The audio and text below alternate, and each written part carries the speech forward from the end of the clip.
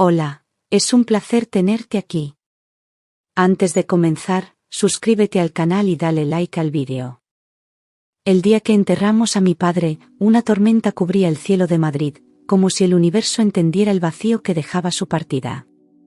Me llamo Lucía Herrera, tengo 30 años y desde su muerte me convertí en la heredera y directora absoluta de Hertech, la startup tecnológica que él fundó desde un pequeño garaje y convirtió en un imperio multimillonario. No tuve tiempo para luto ni lágrimas. Al día siguiente ya estaba en una sala de juntas, tomando decisiones que definirían el rumbo de miles de empleados y millones en inversiones. Soy estratégica, implacable cuando debo serlo, y cada día lucho por hacer honor al legado de un hombre que me enseñó a pensar con la cabeza fría pero a nunca traicionar mi corazón. En el mundo empresarial, me respetan, en los medios, me llaman prodigio, en mi alma, solo soy una hija con un dolor bien escondido.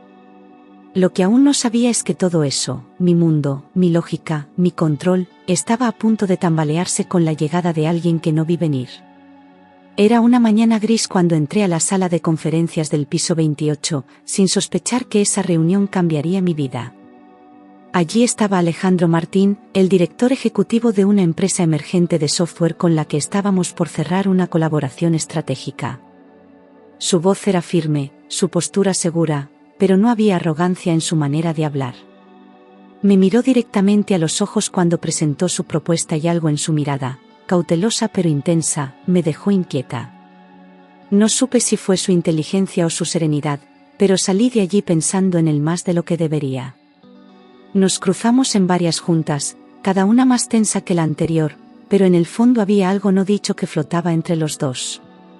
Empezamos a quedarnos hablando después de las reuniones, a intercambiar ideas más allá de lo estrictamente profesional. Yo, tan acostumbrada a dominar cada interacción, me sentía desarmada por su forma pausada de hablar, por su sonrisa breve pero honesta. Me sorprendía buscando excusas para coincidir con él, inventando razones para revisar detalles que no requerían mi atención. No sabía si era mutuo, pero mi pulso se aceleraba cada vez que escuchaba su nombre. La primera vez que acepté un café fuera del horario de oficina fue un impulso, casi una traición a mis propias reglas. Pero con él las conversaciones fluían, no había filtros ni pretensiones, solo dos personas compartiendo historias y silencios cómodos. Pronto vinieron las cenas, los paseos sin destino, las largas charlas sobre sueños que ninguno se atrevía a confesar en voz alta.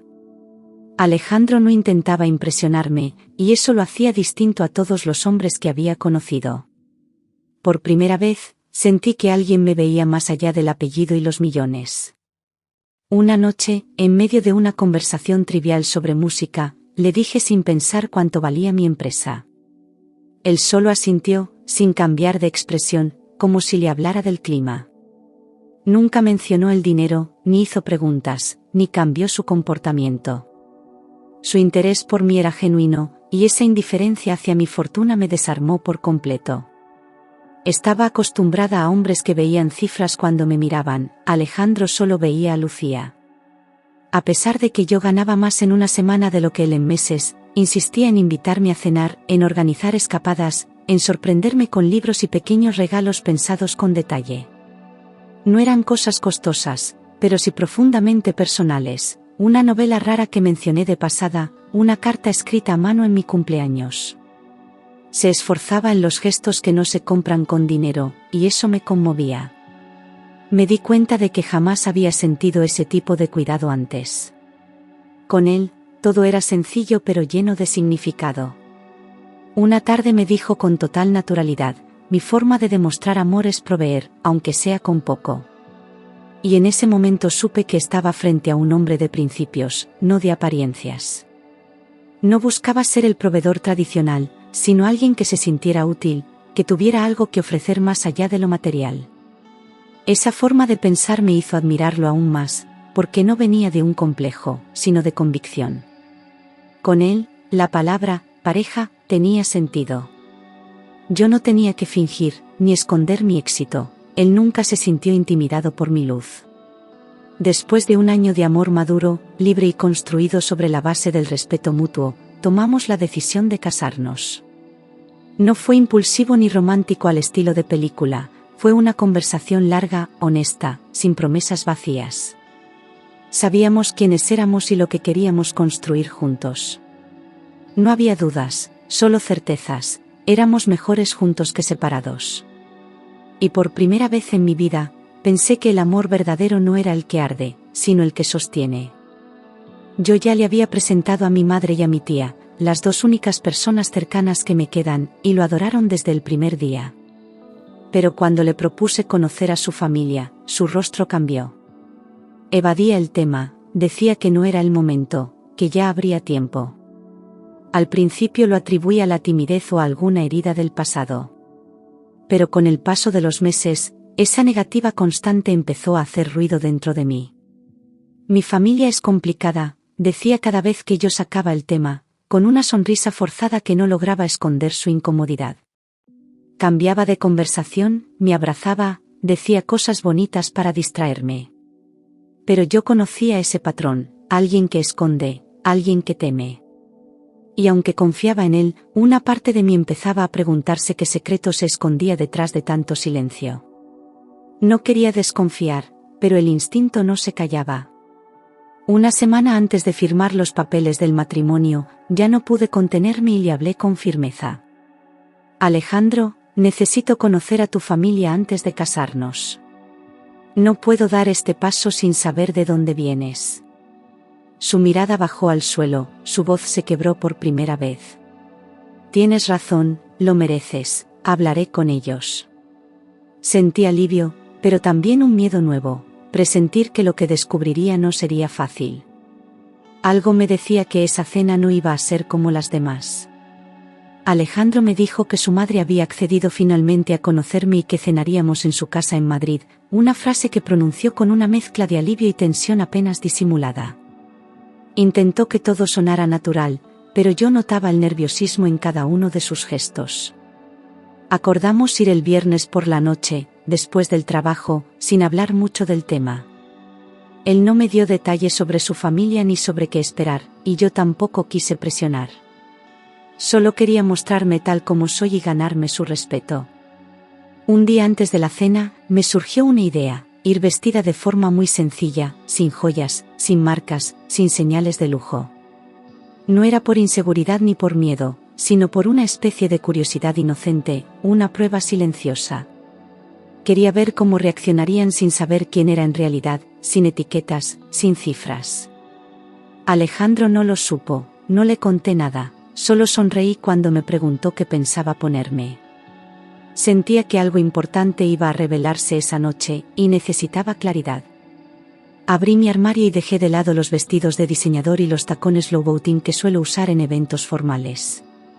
Me puse unos vaqueros oscuros, una camiseta blanca básica y un abrigo de lana que tenía desde hace años. Recogí mi cabello en una coleta simple, sin maquillaje ni adornos. Me miré al espejo y por un instante dudé, pero luego sonreí, esa también era yo. Una parte que pocas personas conocían, y que esa noche quería mostrar. Durante el trayecto, Alejandro intentó hacerme reír, pero su voz temblaba ligeramente y sus manos sudaban sobre el volante. Te van a querer, dijo con una sonrisa tensa, más como deseo que como certeza. Yo lo miraba de reojo, preguntándome qué historia familiar lo había dejado tan marcado. Llegamos al barrio de Salamanca, una zona elegante y tradicional, donde cada edificio parecía guardarse sus propios secretos.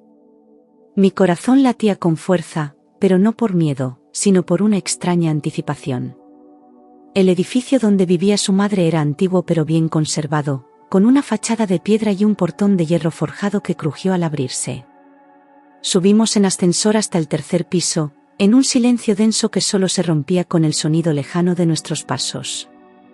Alejandro respiraba hondo, como preparándose para algo inevitable. Yo me acomodé el abrigo, respiré profundo y me obligué a mantener la cabeza en alto. Cuando la puerta se abrió, supe que nada volvería a ser igual.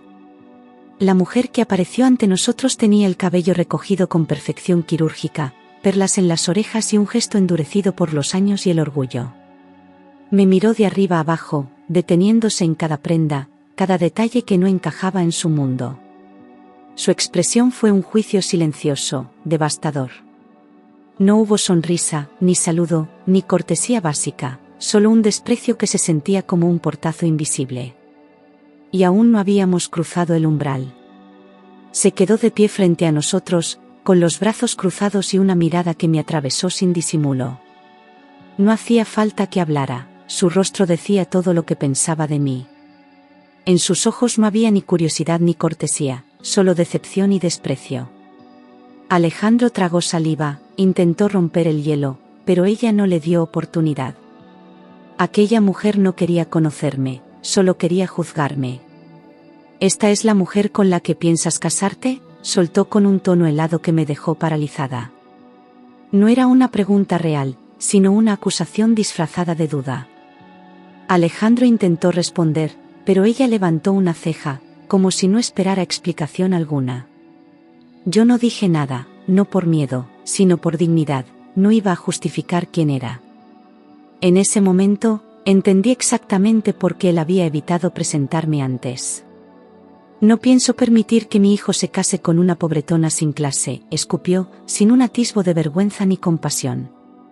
Sus palabras me golpearon con una fuerza inesperada, no por lo que decía, sino por la violencia con la que lo decía. No sabía quién era yo, ni lo intentó. Solo le bastó verme vestida con sencillez para decidir mi valor. En su mundo, las apariencias lo eran todo, y yo, disfrazada de normalidad, era una amenaza. Antes de que pudiera abrir la boca, antes de que Alejandro reaccionara, su madre dio un paso atrás y cerró la puerta con un golpe seco. El sonido del portazo retumbó en el pasillo como una bofetada. Me quedé allí, quieta, con la mirada fija en la madera que nos acababa de excluir. Alejandro murmuró mi nombre con voz temblorosa, pero yo no respondí. Solo me di la vuelta, porque entendí que esa casa nunca quiso abrirse para mí. Alejandro me tomó del brazo con una delicadeza que contrastaba con la violencia de la escena que acabábamos de vivir. Vámonos de aquí, susurró con una voz rota, como si le doliera más por mí que por él. Bajamos las escaleras sin hablar, sin mirarnos, como si las palabras estorbaran. El silencio pesaba más que cualquier grito, más que cualquier insulto. En ese momento entendí que él también había sido rechazado, no por su elección, sino por ser diferente. Caminamos por las calles frías de Madrid sin un rumbo fijo, con el viento golpeando nuestros rostros y el orgullo herido ardiendo en la piel. No lloré, pero el nudo en mi garganta era tan fuerte que apenas podía respirar. Alejandro intentaba decir algo, pero no encontraba las palabras correctas. Yo tampoco las buscaba, necesitaba tiempo para digerir lo que acababa de pasar. Aquel silencio compartido era nuestra única forma de consuelo. Esa noche, ya en casa, él me miró con los ojos enrojecidos y empezó a hablar, como si por fin soltara un peso que llevaba años cargando. Me confesó que no me había presentado antes porque su familia solo valora el dinero, el apellido, la posición social. No quería que te tocaran con esa frialdad, no quería que sintieras lo que yo he sentido toda mi vida, dijo. Y en sus palabras no había excusa, solo una tristeza antigua. De repente, todo encajó. Me habló de sus relaciones anteriores, de cómo sus padres despreciaban a las mujeres sencillas que él amaba de verdad. Las hacían sentir menos, como si no merecieran estar a mi lado, murmuró con una vergüenza que no le pertenecía. Yo lo escuchaba en silencio, sintiendo rabia por él, por mí, por todas esas mujeres invisibles ante una familia enferma de orgullo. No era solo su historia, era un patrón, una herida repetida. Y yo estaba decidida a romperla. Alejandro me miró con una firmeza nueva y dijo, yo no soy como ellos. Yo te amo por quien eres, no por lo que tienes. En sus ojos vi dolor, pero también certeza, la de quien ha elegido alejarse del legado tóxico que le impusieron. En ese instante supe que no estaba sola, que no me había expuesto en vano. Él estaba dispuesto a luchar por nosotros, aunque eso significara romper lazos con su pasado. Y yo, sin decir una palabra, lo abracé con toda mi alma. Esa noche hablamos durante horas, no solo de su familia, sino de lo que queríamos construir juntos. Sin mentiras, sin miedos, sin apariencias.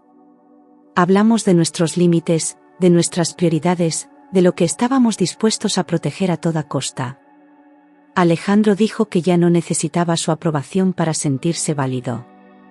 Y yo supe que, con él, estaba eligiendo una vida más auténtica que cualquier cuento de hadas. Al amanecer, tomamos una decisión que parecía radical, pero para nosotros tenía todo el sentido del mundo: nos casaríamos igual, sin esperar la bendición de nadie. No íbamos a dejar que el prejuicio definiera nuestro futuro. Nos miramos a los ojos, con esa complicidad que nace del dolor compartido y el amor profundo. Decidimos que bastaba con lo que sentíamos el uno por el otro. Y esa certeza fue más poderosa que cualquier firma o ceremonia. Un mes después, nos casamos los dos solos en una ceremonia civil, sin familia, sin invitados, sin vestidos caros ni discursos interminables. Fue un acto sencillo pero profundamente simbólico, dos personas eligiéndose sin interferencias, sin teatros. Nos tomamos de la mano, firmamos los papeles y nos dimos un beso que selló una promesa silenciosa. No hubo aplausos, pero sí paz. Y por primera vez, sentí que el amor podía ser tan real como firme. Subimos una foto a redes sociales, nuestras manos entrelazadas con los anillos y una frase corta, sincera: solo nosotros. Para siempre. No necesitábamos validación, pero queríamos marcar un inicio, una nueva etapa construida desde la libertad. Las respuestas fueron en su mayoría de cariño, mensajes sinceros de amigos y colegas. Pero en medio de ellos, apareció un comentario que lo cambió todo. Una frase breve, venenosa, que no esperábamos leer. La madre de Alejandro escribió en la publicación: ¡qué decepción! No había más, solo esas dos palabras cargadas de juicio, como un golpe seco directo al estómago. No mencionó su nombre, ni el mío, pero era evidente que iba dirigido a nosotros. Alejandro se quedó mirando la pantalla durante varios minutos, en silencio. No dijo nada al principio, pero en sus ojos apareció esa mezcla de tristeza y rabia que solo provoca una herida que no termina de cerrar. Tras leer el comentario, Alejandro cerró el portátil y se quedó en silencio unos segundos, respirando hondo.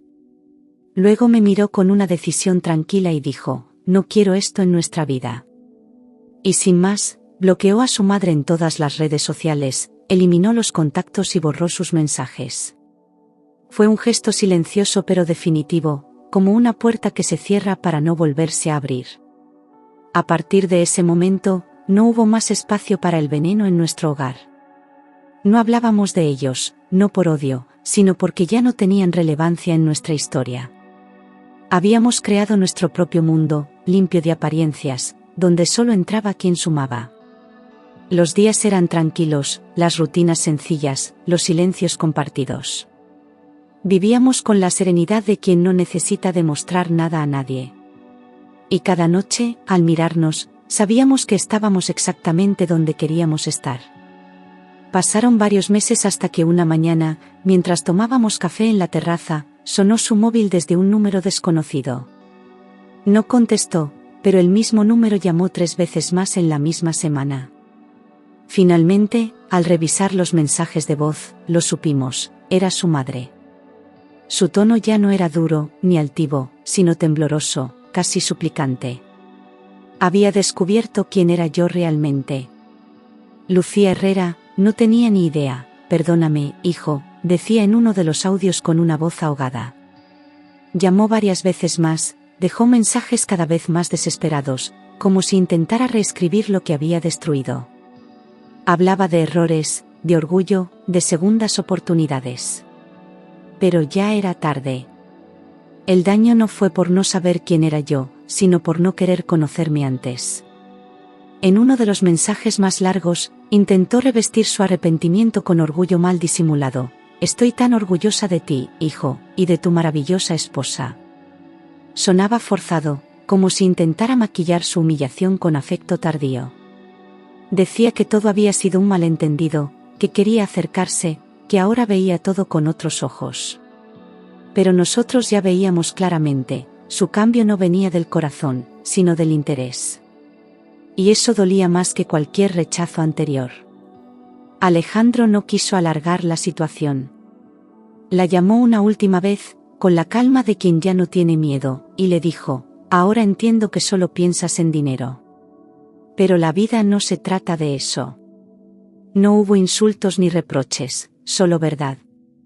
Ella intentó interrumpirlo, pero él no se lo permitió. Te deseo lo mejor, pero mi vida ya no tiene espacio para ese tipo de amor condicionado. Y colgó. Esa fue la última vez que tuvieron contacto. Nunca más volvió a llamar, ni a escribir, ni a aparecer. El silencio que siguió no fue doloroso, sino reparador. Como si finalmente se hubiese cerrado una herida antigua.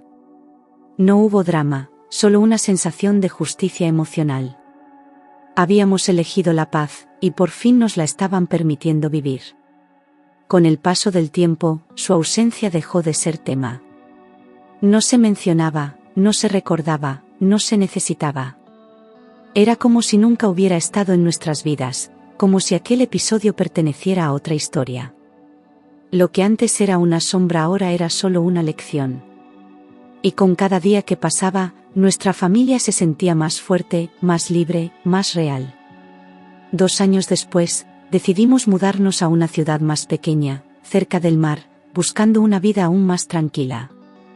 Dejamos atrás el ruido, los eventos, las reuniones infinitas. Allí, los días eran largos, el aire más limpio, y el ritmo más humano. No era una huida, era una elección consciente. Queríamos criar a nuestros hijos en un mundo donde el amor fuera más importante que las apariencias. Yo ya había delegado muchas de mis funciones en la empresa, y solo viajaba a Madrid para supervisar lo realmente importante. Aprendí a confiar en mi equipo, a soltar el control sin perder el liderazgo. Mi papel ahora era estratégico, no operativo. Y desde la distancia, mi visión era más clara. Mi vida ya no giraba en torno al poder, ahora giraba en torno a lo que de verdad importaba. Alejandro decidió dejar su empleo formal y comenzar a trabajar conmigo de forma remota, colaborando en algunas áreas técnicas de la empresa. Fue una transición natural, sin tensiones, porque ya sabíamos cómo complementarnos.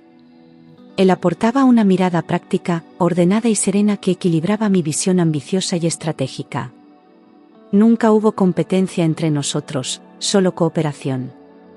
Y trabajar juntos fortaleció aún más nuestro vínculo.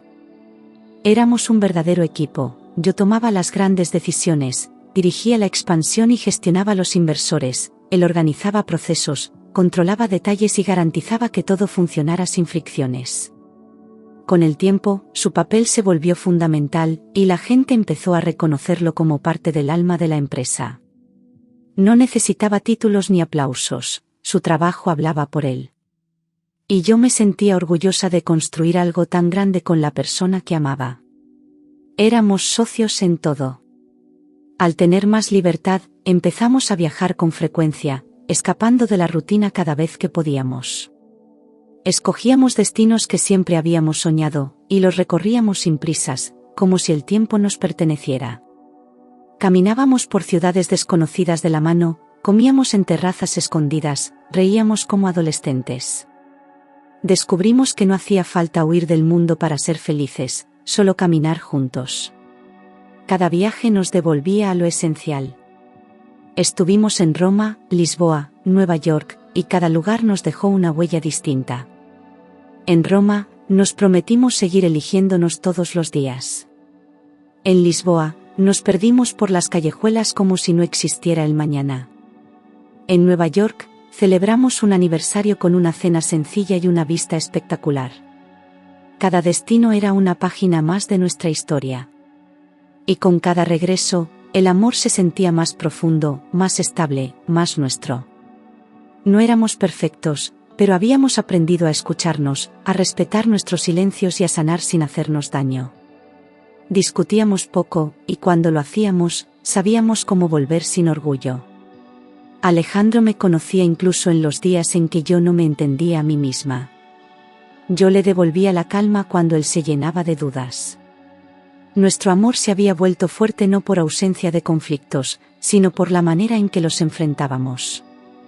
Después de varios años compartiendo todo, nació un deseo silencioso pero firme: queríamos tener un hijo. No fue una decisión impulsiva ni motivada por la presión social, sino una extensión natural del amor que nos unía. Hablamos mucho antes de intentarlo, compartiendo miedos y expectativas. No sabíamos cómo sería el camino, pero sí que lo queríamos recorrer juntos. Y con esa certeza, comenzamos la nueva etapa. Cuando Mateo nació, el mundo cambió de color. Alejandro lo sostuvo por primera vez con lágrimas en los ojos, y yo entendí lo que significaba el amor en su forma más pura. Era pequeño, frágil y perfecto. Todo lo que habíamos vivido hasta ese momento cobró un nuevo sentido. Ya no se trataba solo de nosotros, sino de proteger, guiar y amar a ese ser que había llegado a transformarlo todo. Su sonrisa llenaba la casa como el sol en invierno, cálido y necesario. Cada gesto suyo, una risa, una mirada curiosa, una mano buscando la nuestra, nos recordaba que habíamos hecho bien en seguir nuestro instinto. Las noches sin dormir se convertían en memorias tiernas. Alejandro era un padre dedicado, paciente, presente. Y yo me descubrí más fuerte y sensible que nunca. Éramos una familia en toda la extensión de la palabra. Nunca le hablamos a Mateo de sus abuelos paternos. No era por venganza, sino por protección. No queríamos que creciera con la sombra de un rechazo que nunca mereció. Para nosotros, familia era quien te cuida, quien te acepta sin condiciones. Y esas personas no estaban en su árbol genealógico, sino en su día a día. Elegimos que su historia empezara limpia, sin las heridas del pasado. Nuestra rutina se volvió un refugio, trabajar desde casa, pasear por la playa con Mateo, cocinar juntos al anochecer. No había escándalos, ni gritos, ni silencios cargados. Solo momentos simples y llenos de significado. Alejandro y yo nos mirábamos muchas veces sin decir nada, y eso bastaba. Habíamos conseguido lo que pocos logran, paz en medio de un mundo que no deja de correr. La empresa seguía creciendo con fuerza, pero ya no ocupaba el centro de mi vida. Me involucraba lo justo, sin perder el control, pero sin dejar que absorbiera mis días. Lo importante ahora era mi familia, y todo lo demás giraba alrededor de ese núcleo. Alejandro y yo trabajábamos con equilibrio, sin dejar que el trabajo invadiera nuestros espacios personales. Habíamos aprendido que el éxito más grande era poder elegir cómo vivir. Cada cierto tiempo viajaba a Madrid por reuniones clave, presentaciones o decisiones estratégicas. Me alojaba en un pequeño hotel discreto, resolvía lo necesario y volvía lo antes posible. Nunca pasaba más de 3 días lejos de casa. Alejandro se quedaba con Mateo, y cada vez que regresaba, él corría a abrazarme como si hubiera estado fuera un mes. Esa forma de volver siempre me recordaba que el hogar no es un lugar, sino 2 brazos esperándote. A nuestro alrededor, amigos y conocidos nos veían como una pareja sólida, casi ejemplar. Pero no porque no tuviéramos problemas, sino porque habíamos aprendido a enfrentarlos sin hacernos daño. Nunca fingimos ser perfectos, solo reales. Compartíamos responsabilidades, cuidábamos nuestros espacios y siempre nos elegíamos, incluso en los días difíciles. Y eso, al final, era lo que más inspiraba a los que nos rodeaban. Alejandro lanzó un proyecto propio desde casa, algo pequeño pero muy suyo, ligado a la formación digital. Lo acompañé desde el inicio, apoyándolo sin intervenir demasiado, dejando que construyera su propio camino. Con el tiempo, creció más de lo esperado y se convirtió en una nueva fuente de ingresos para nosotros. Pero más allá del dinero, le devolvió una ilusión personal. Era bonito verlo brillar con algo que había nacido solo de él. Vivíamos sin sobresaltos, sin interferencias externas, sin dramas heredados. Las mañanas eran tranquilas, las noches serenas, los fines de semana sagrados. Nadie nos exigía más de lo que queríamos dar.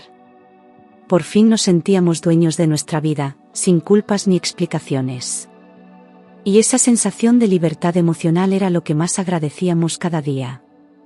Nuestro amor había evolucionado, ya no era pasión desbordada, sino una calma profunda, una complicidad silenciosa. Nos conocíamos sin hablar, nos cuidábamos sin pedirlo. Ya no necesitábamos grandes gestos para sentirnos amados. Bastaba un café en la terraza, una mirada al cruzar el pasillo, una caricia al final del día. Era un amor que no gritaba, pero sostenía. A veces, en las noches largas, hablábamos del pasado, de todo lo que dejamos atrás para llegar hasta ahí. Nunca hubo arrepentimientos, ni dudas, ni nostalgias mal resueltas. Sabíamos que habíamos tomado decisiones difíciles, pero correctas. Lo que renunciamos nos liberó. Y lo que elegimos nos construyó. Con los años entendimos algo que ninguna universidad, ninguna empresa ni fortuna enseña: la verdadera riqueza está en los vínculos auténticos. No en los nombres, ni en las apariencias, ni en lo que uno posee. Está en saber a quién tienes al lado cuando todo se cae. Y también en saber que puedes empezar de cero si es con la persona correcta. Esa fue la mayor herencia que dejamos a Mateo. Mateo crecía rodeado de amor, de respeto, de historias contadas al anochecer y desayunos improvisados en pijama. No conocía gritos ni desprecios, solo ternura y límites sanos. Le enseñábamos a ser libre, pero también a ser consciente del otro. No necesitaba saber todo nuestro pasado para entender el valor de su presente. Su sonrisa era la prueba de que habíamos hecho lo correcto. Con el tiempo, fuimos cerrando aún más nuestro círculo, pocos amigos, pero leales. Personas que conocían nuestra historia y nos querían sin filtros ni condiciones. No buscábamos aprobación, solo conexión verdadera. Celebrábamos los cumpleaños con cenas pequeñas, las navidades con risas íntimas. Y descubrimos que cuanto más simple era la vida, más llena de sentido se volvía. Empezamos a planear algo que llevaba tiempo dando vueltas en nuestra cabeza: abrir una fundación para apoyar a jóvenes emprendedores sin recursos. Queríamos devolver un poco de lo que la vida nos había dado, pero también crear oportunidades reales para otros. No se trataba de caridad, sino de impulso, de creer en el talento oculto. Alejandro se encargaba de la parte tecnológica, yo de la estrategia y la financiación. Era nuestro legado naciendo desde el propósito. A veces, mientras veía a Mateo correr por el jardín, pensaba en mi padre. En cómo estaría orgulloso de saber que su empresa seguía viva, pero sobre todo de que su hija había encontrado su propia voz. No solo mantuve su sueño en pie, lo transformé, lo adapté, lo expandí. Y aprendí a ser feliz sin cargar con expectativas ajenas. Su ausencia ya no dolía igual, ahora me acompañaba en forma de fuerza. No elegimos el camino más fácil, pero sí el más verdadero. Renunciamos a lo que no nos hacía bien, incluso si venía disfrazado de tradición o de apellido. Luchamos por un amor que no necesitaba justificarse, que hablaba por sus actos. Cada herida que sanamos juntos nos acercó más, y cada paso fue una reafirmación de que valía la pena. Nuestra historia no fue perfecta, pero fue nuestra. Hoy, al ver a Alejandro y a Mateo jugando en la arena, pienso que no necesito nada más. No hay joyas que superen esa risa, ni poder que valga más que este instante. La vida nos dio la mayor de las riquezas, una familia unida, libre de apariencias, construida con verdad. Y si mañana todo cambiara, volvería a elegir el mismo camino.